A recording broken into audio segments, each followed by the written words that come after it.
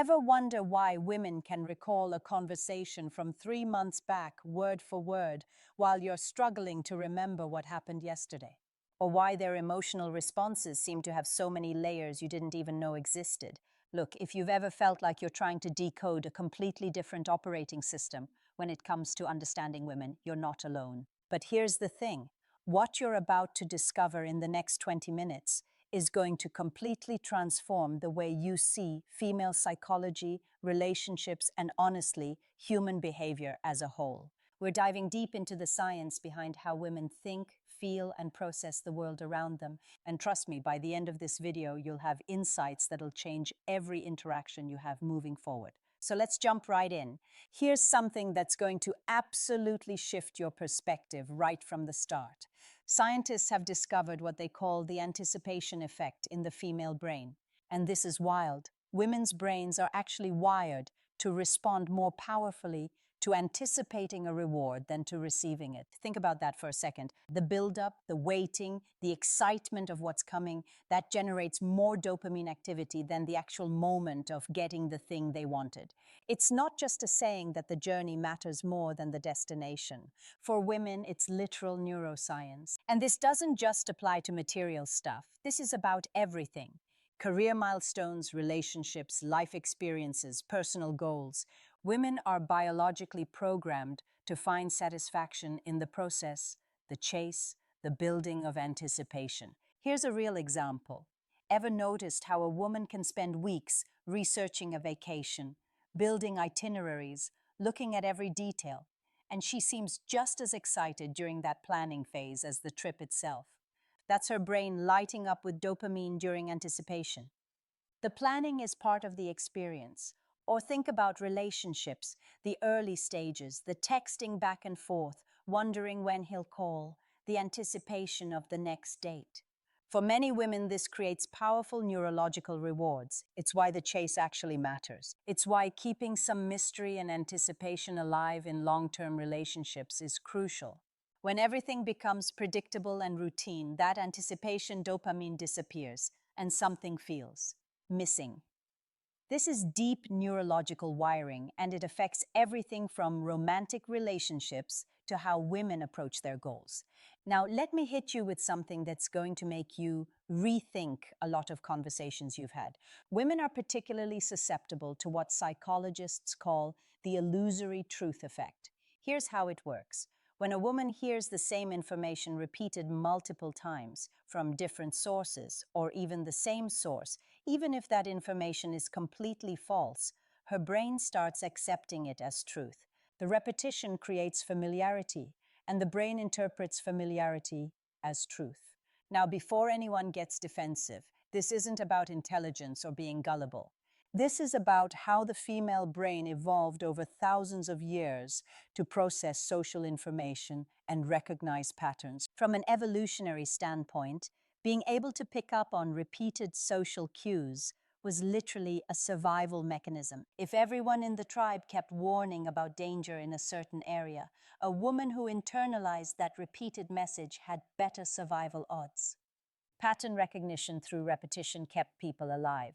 But in the modern world, this means repeated exposure to certain messages, whether that's beauty standards, relationship advice from social media, marketing campaigns, or even negative self-talk, can become deeply embedded as truth in the female mind, even when they're objectively false. This is exactly why representation matters. Why the stories we consume, the images we see, the messages we hear repeatedly literally reshape internal reality.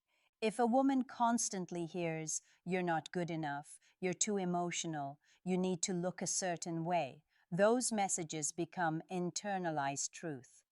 But here's the flip side. This works positively too. If a woman surrounds herself with messages of empowerment, capability, and worth, and hears those repeatedly, they become her truth. It's not just psychology, it's neuroscience. The brain physically changes based on repeated input. And listen, if you're already finding this fascinating and you want to dive deeper into human psychology with me, hit that subscribe button right now. We're just getting started here, and what's coming next is going to blow your mind. Plus, you'll be telling YouTube to show this content to more people who need it. So go ahead, hit subscribe, and let's keep going. Let's talk about empathy, because this is where female psychology becomes truly extraordinary. Women have significantly more active mirror neurons than men. Now, if you're not familiar with mirror neurons, here's what they are: specialized brain cells that fire both when you perform an action and when you watch someone else perform that action. They're basically the biological foundation of empathy, what allows us to understand what someone else is experiencing by internally simulating it ourselves. For women, these mirror neurons are on overdrive. They're hyperactive. This means when you're experiencing an emotion, sadness, joy, anxiety, fear, whatever, a woman's brain is literally mirroring that emotional state internally. She's not just intellectually understanding that you're upset. On a neurological level, she's experiencing a version of your emotion herself. Picture this: you're telling a woman about something stressful at work. As you describe it, her heart rate might actually increase. Her stress hormones might elevate. Her facial expressions mirror yours. She's not faking sympathy. Her brain is literally creating an internal simulation of your experience. This is why emotional contagion is so powerful in female relationships. Emotions spread like wildfire because women's brains are designed to absorb and reflect the emotional states of people around them. Now, this is beautiful in many ways. It's what makes women incredible friends, caregivers, partners, and counselors. This deep empathy creates profound connection. But here's what people don't talk about enough: it's exhausting. Think about it. If you're neurologically experiencing everyone else's emotions on top of your own, you're living multiple emotional lives simultaneously. This is why women need to be protective of their emotional environments. Toxic relationships or negative social circles aren't just unpleasant, they're neurologically draining. Women aren't just witnessing the negativity, they're experiencing it through those mirror neurons. This is also why many women need alone time to emotionally recalibrate. After social situations, especially emotionally charged ones, they need time to separate their own emotions from all the emotions they've been mirroring. Their brain needs to reset. Understanding this creates so much compassion in relationships. When a woman needs space after a social event, it's not about you. It might be about her brain needing to process all the emotional data it's been collecting. Here's another psychological phenomenon that's going to explain so much behavior you've witnessed. It's called psychological reactance, and women experience this powerfully. Here's how it works. Tell a woman she can't have something, that it's forbidden, that she's not allowed, and watch what happens. Almost immediately, that thing becomes 10 times more desirable. The restriction itself creates attraction. Now, this isn't women being contrarian or difficult. Psychological reactance is a deep-seated response to perceived threats against personal freedom and autonomy. When we feel our freedom is being restricted, we have a powerful drive to reassert it. Here's the crucial part most people miss. Women have been historically told no in countless ways throughout history. No, you can't do that. No, that's not appropriate. No, that's not your place. No, stay in your lane. So the psychological reactance response is actually amplified in many women because there's this historical backdrop of restriction. It's not just about the current no, it's about all the no's that came before. It's a defense mechanism protecting autonomy. This shows up everywhere. In relationships, the moment a partner tries to control, you can't go out with those friends, you shouldn't wear that. There's often this powerful internal pushback. Even if she might have agreed voluntarily, the fact that it's being imposed triggers reactance. It shows up in career choices. Tell a woman she's not cut out for a certain field and watch her become determined to prove you wrong. Understanding this can transform how you communicate. Instead of restricting or forbidding, try inviting, suggesting, or discussing. The psychological response is completely different. When people feel their autonomy is respected, they're much more open to input. Before we continue, quick question. Are you getting value from this? Is this opening your eyes to things you never understood before? If so, hit that like button right now. It takes half a second and tells YouTube this content matters. Plus, drop a comment and let me know which fact has surprised you the most so far. I read every comment, and your engagement helps this channel reach more people. Let's talk about something that probably frustrates a lot of people, women's memory. And I'm going to give you the scientific truth, not stereotypes. Women remember emotionally charged events, conversations, and experiences with incredible, almost photographic clarity, far more than neutral events. That argument from 3 years ago, she remembers it. That thoughtless comment from 6 months back, she remembers it. That beautiful moment when you surprised her, she remembers every detail. If something carried emotional weight, her brain tagged it with powerful neurological markers that make it nearly impossible to forget. Meanwhile, neutral information, like where she put her keys 5 minutes ago, might be completely gone.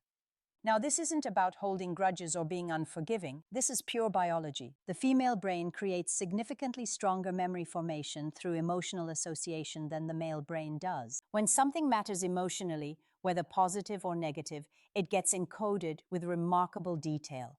The context, the exact words, the tone, the facial expressions, the environment, all of it gets stored. From an evolutionary perspective, this made perfect sense.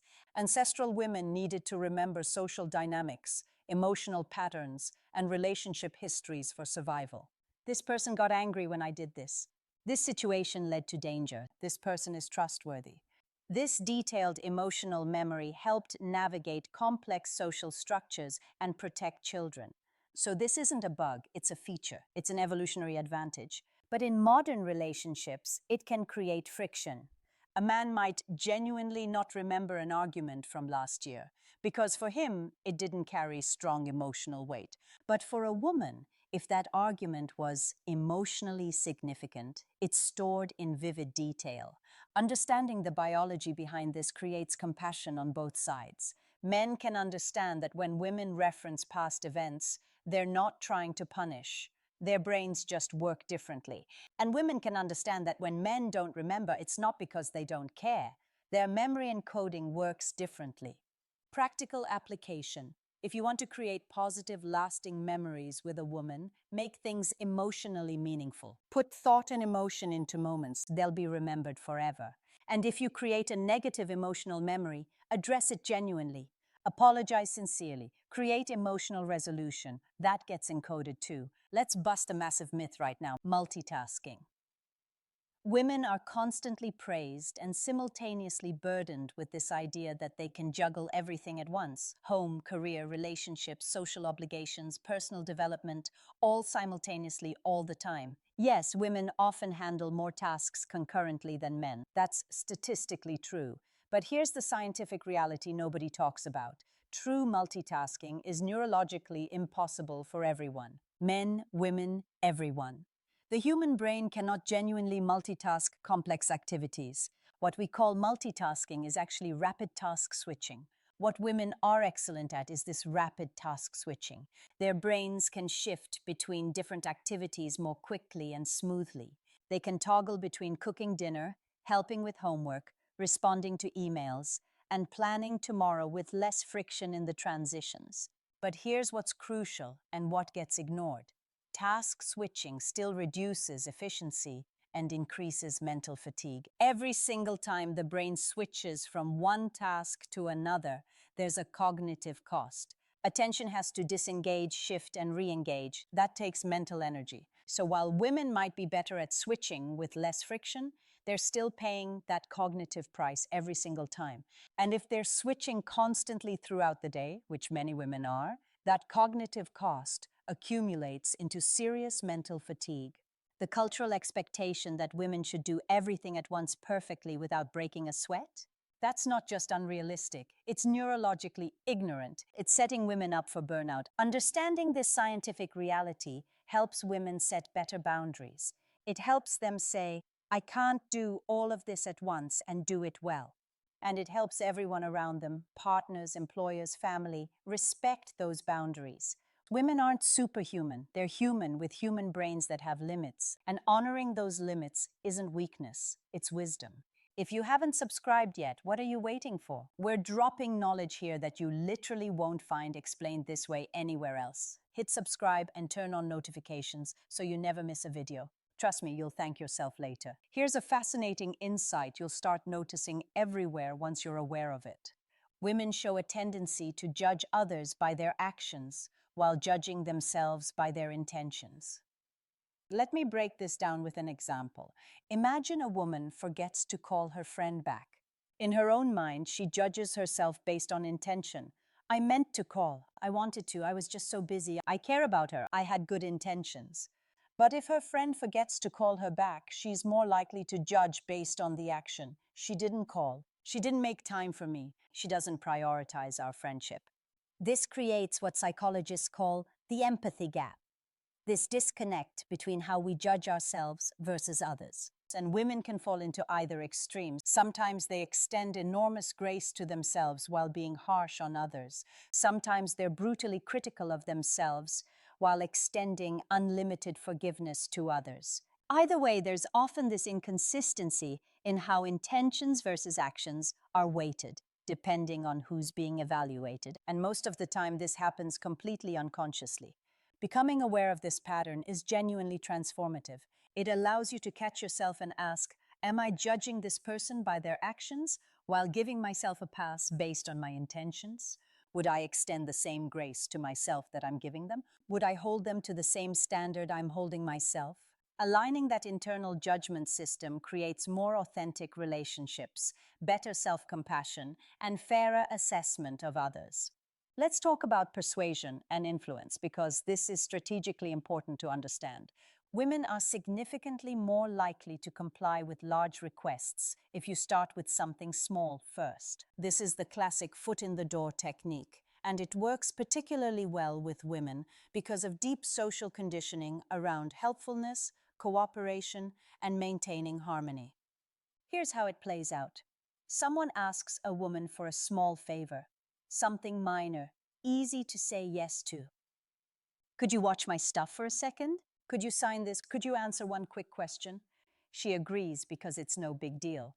But that small yes creates psychological consistency.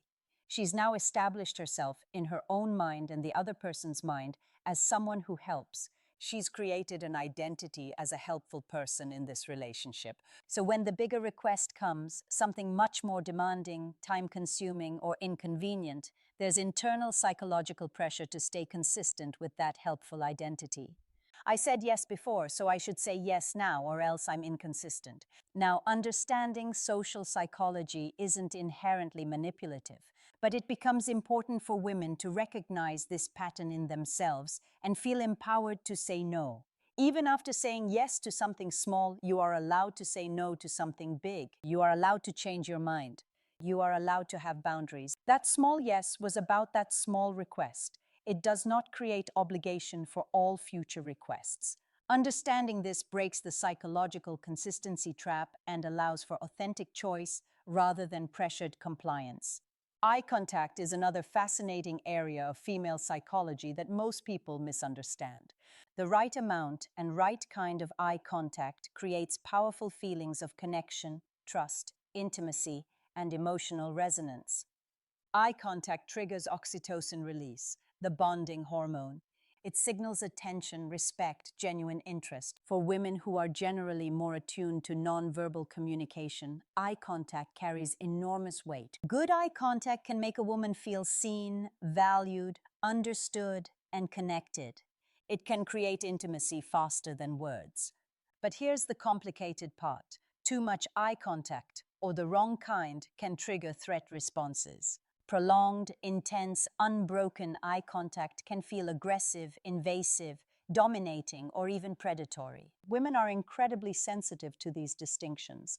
They can feel the difference between eye contact that says, I see you and value you, versus eye contact that says, I'm trying to dominate this interaction, or I'm not respecting your boundaries. This sensitivity to eye contact is part of women's enhanced ability to read social cues and assess safety. Throughout evolution, being able to quickly assess whether someone was safe or threatening was life or death. Eye contact was a primary cue for that assessment. So context matters enormously. The same level of eye contact that feels intimate in a one-on-one conversation with someone you trust can feel threatening in a different setting, on public transportation, with a stranger, in a professional context. Understanding this helps in all interactions. Maintain good eye contact that shows presence and respect, but be aware of context and her comfort level. Be willing to break eye contact naturally. It shouldn't feel like a staring contest. It should feel like genuine connection.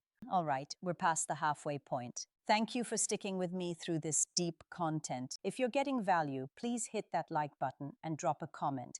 Let me know which fact has been most eye-opening. What's something you're going to think about differently? I read every comment, and your engagement helps more people find this content. Now let's address something uncomfortable but important: authority and obedience. Research has consistently shown that women are statistically more likely to comply with authority figures, even when they internally disagree with what they're being asked to do. Before anyone gets defensive, this is not about weakness or lacking independent thought. This is about socialization, deep, pervasive socialization that starts in childhood and continues throughout life. From early childhood, many women are conditioned to be agreeable, to not make waves, to respect authority, to be polite, to be good girls.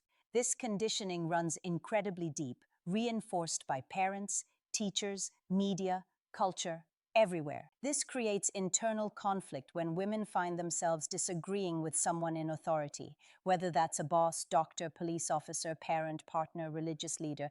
There's this internalized pressure to comply, even when every fiber of their being says, this doesn't feel right. Awareness of this pattern is the first step toward breaking it. Women can learn to distinguish between healthy respect and unhealthy compliance.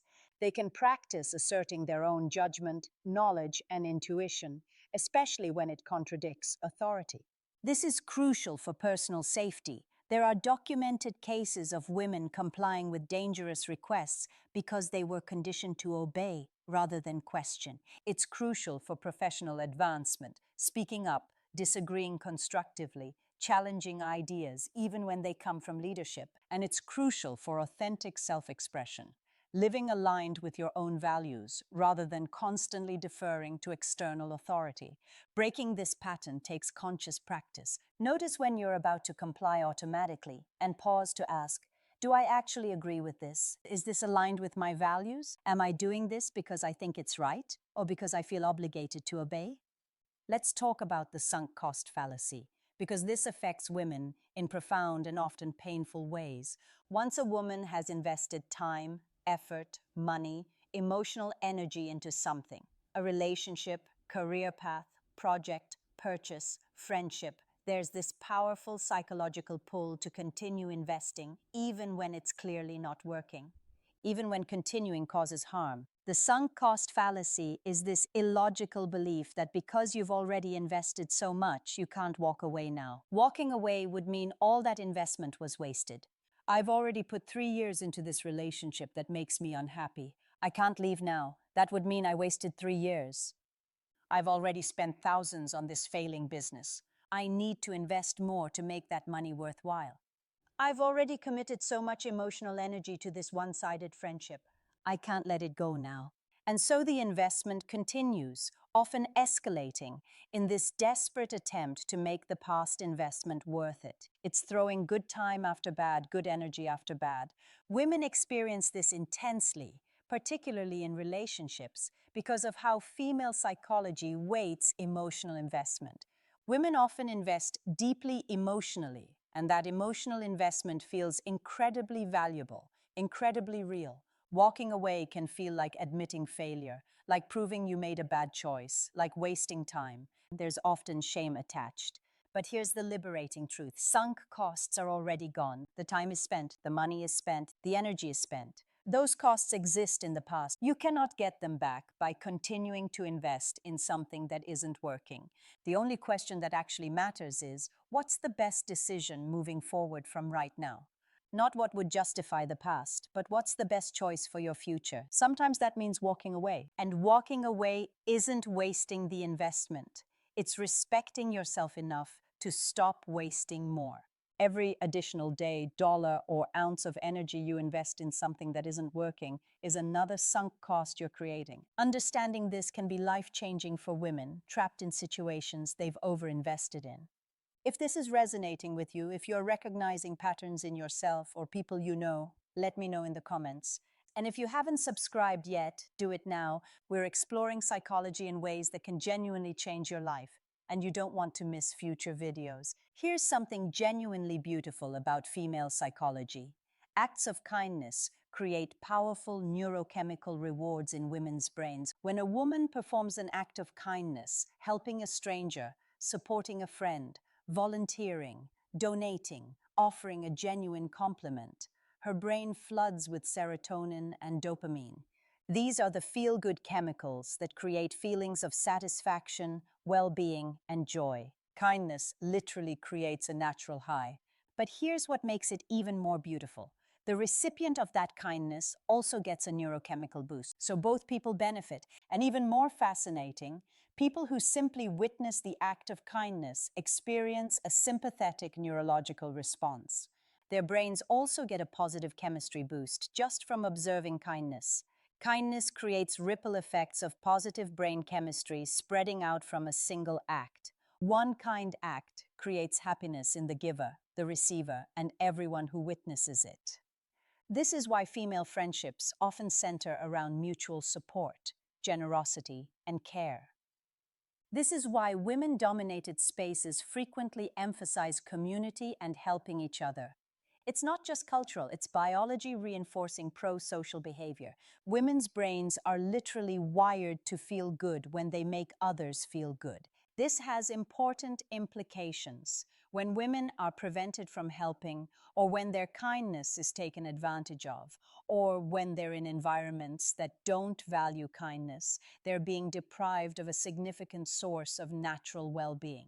It also means that cultivating opportunities for genuine kindness, not people-pleasing or self-sacrifice, but authentic kindness, is actually a mental health practice for women.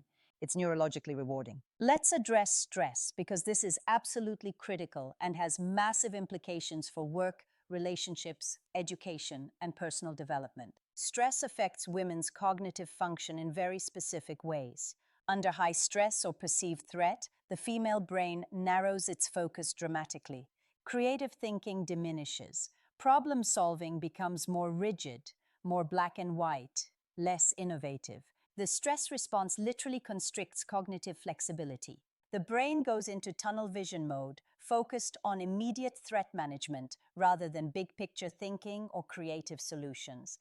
This is evolutionary programming. Under threat, you need to focus on survival, not creativity.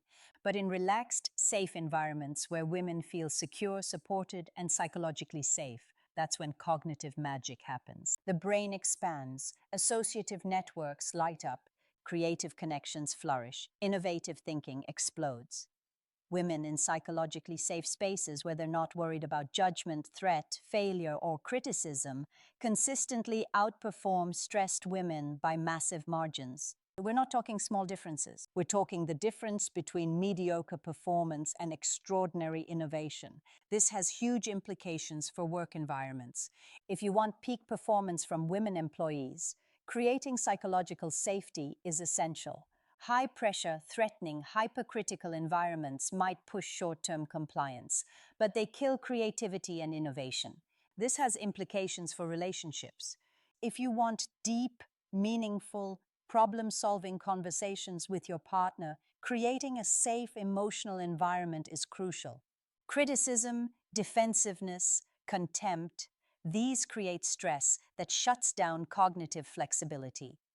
The practical takeaway: if you want to see a woman at her absolute cognitive best, whether that's your partner, employee, friend, yourself, create safety, not pressure. Create support, not stress. Create encouragement, not criticism. The difference in cognitive output is staggering. Social conformity is real, powerful, and women experience it with particular intensity. The pressure to agree with the group, to not stand out, to not rock the boat, to go along with consensus even when you privately believe the group is wrong. Women have been socialized across cultures and throughout history to prioritize social harmony, to be peacemakers, to maintain relationships, to avoid conflict. This creates really strong conformity pressure. Speaking up against group consensus can feel socially dangerous. It triggers fears of rejection, isolation, being ostracized, being labeled difficult, or not a team player. These fears are real because historically, for women, being ostracized from the group could literally mean death.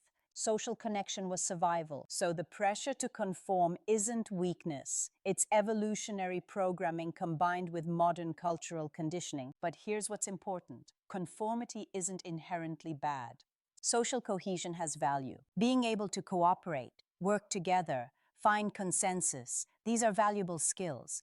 The problem arises when conformity overrides personal truth. When women suppress their own knowledge, intuition, values, beliefs just to maintain group acceptance, that's when conformity becomes damaging. That's when it prevents authenticity, innovation, and personal integrity. Finding the balance between healthy social cooperation and authentic self-expression is one of the great challenges of female psychology.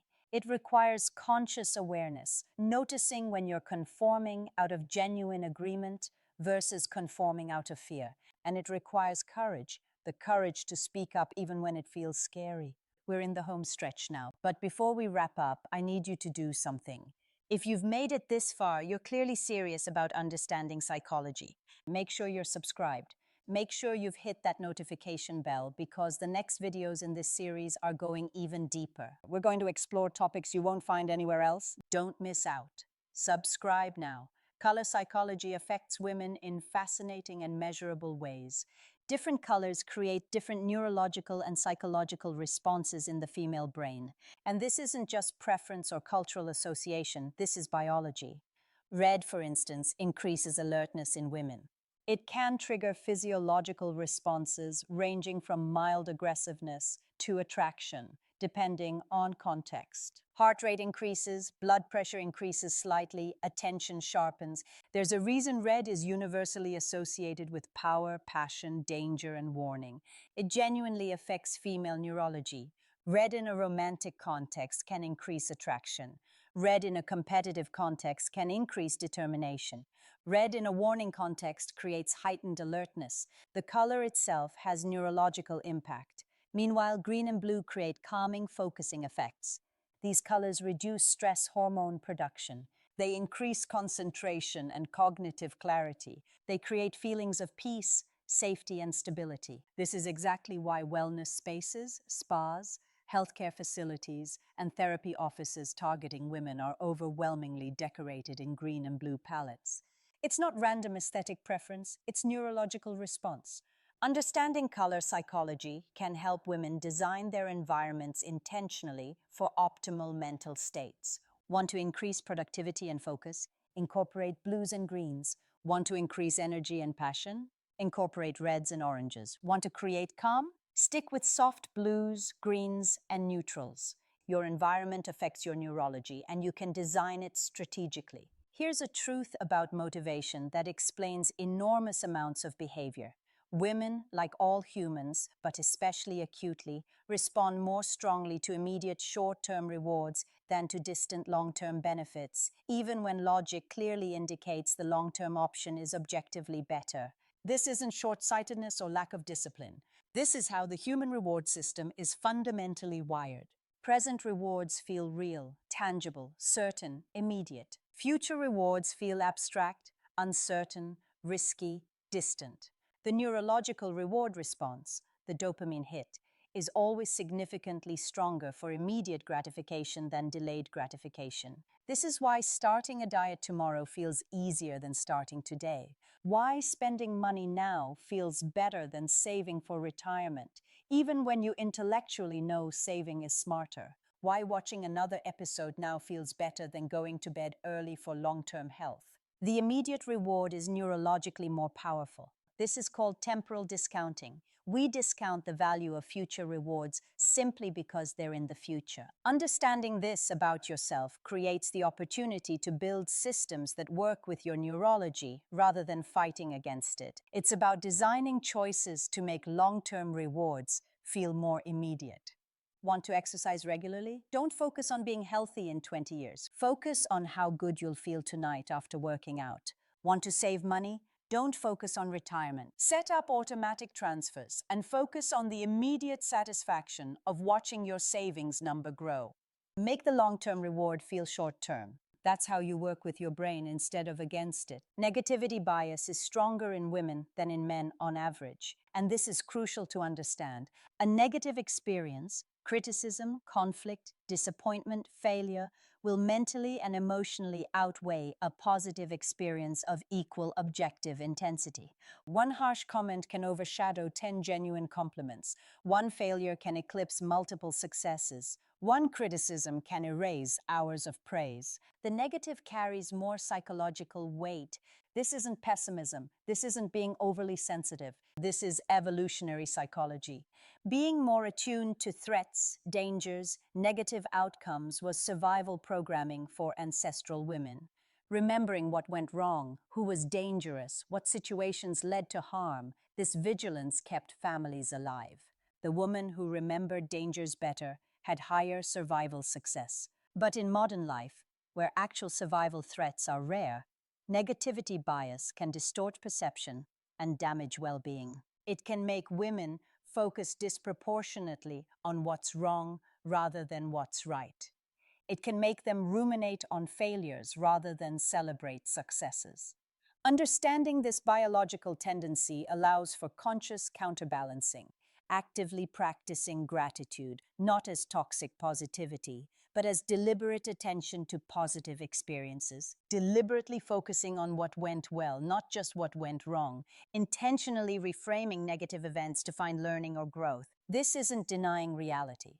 It's creating balance so that negative experiences don't automatically dominate your mental landscape just because of biological bias. Stories captivate the female brain in ways that pure data, facts, and statistics simply cannot match. When women hear narratives, real stories with characters, conflict, emotion, stakes, and resolution, their neural engagement absolutely skyrockets compared to hearing plain facts. Brain imaging studies show this clearly. When women hear stories, multiple brain regions light up. Emotional centers, memory centers, sensory areas, social cognition areas. The brain becomes deeply engaged. This is why storytelling is such a powerful communication tool with women. Stories create emotional resonance. They activate empathy through those mirror neurons we talked about. They make abstract concepts concrete and memorable. The female brain is wired to learn through narrative because stories encode social information, relationship dynamics, practical wisdom, emotional patterns in ways that are much easier to remember and apply than abstract facts. Think about it.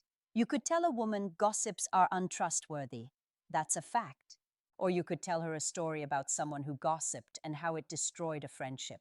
The story will be remembered. The story will create emotional understanding. The story will change behavior. This is also why women often communicate through stories rather than direct statements. It's not being indirect. It's how their brains process and share information most naturally and effectively. Understanding this helps in all communication. Want to convince a woman of something? Don't just give her data. Tell her a story. Want to teach something? Share a narrative. Want to create change? Use storytelling. Loss aversion is a powerful force in female decision-making. Women are significantly more motivated to avoid losing something they currently have than to gain something of equal value. The psychological pain of loss is stronger than the psychological pleasure of equivalent gain. Losing $100 feels worse than gaining $100 feels good, even though objectively they're the same value. This shows up everywhere. Staying in an unhappy relationship to avoid losing time already invested. Keeping a job you hate to avoid losing financial security. Not pursuing new opportunities because of fear of losing current stability. Not ending toxic friendships because of fear of losing the connection. Loss aversion drives countless decisions unconsciously. And it often keeps women stuck in situations that aren't serving them because the fear of losing what they have overpowers the potential of gaining something better. Understanding this tendency allows for more conscious choice. Sometimes the fear of loss is genuinely protective. It's preventing real significant risk, but often it's preventing growth, change, necessary endings, and the pursuit of something genuinely better. Learning to distinguish between protective loss aversion and limiting loss aversion is crucial. Ask yourself, am I staying because this is genuinely good? Or am I staying because I'm afraid of losing what I've already invested? Sometimes the loss you're avoiding isn't actually a loss. Sometimes it's freedom.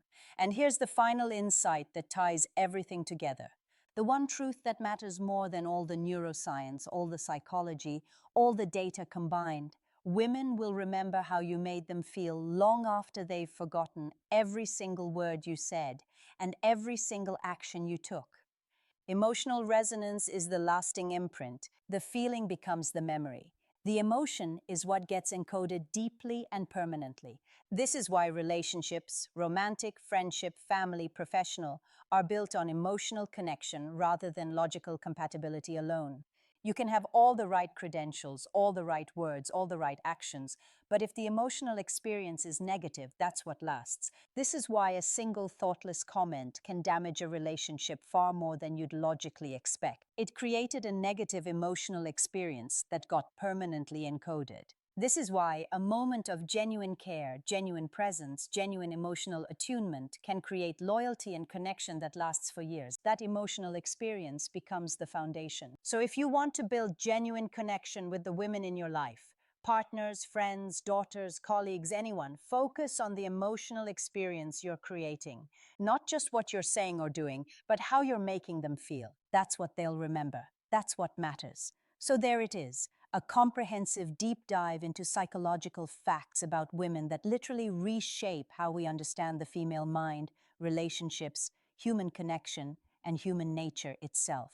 If this video opened your eyes, expanded your understanding, gave you insights you can actually use in your life, I need you to do something right now. Hit that subscribe button, smash that like button, turn on those notifications so you never miss a video, and drop a comment telling me which psychological fact surprised you the most. Which one changed your perspective? Which one you're going to think about differently? I read every single comment, and your engagement helps this channel grow and reach more people who genuinely need to hear this. Thank you so much for watching. I'll see you in the next video where we go even deeper into human psychology. Until then, take care.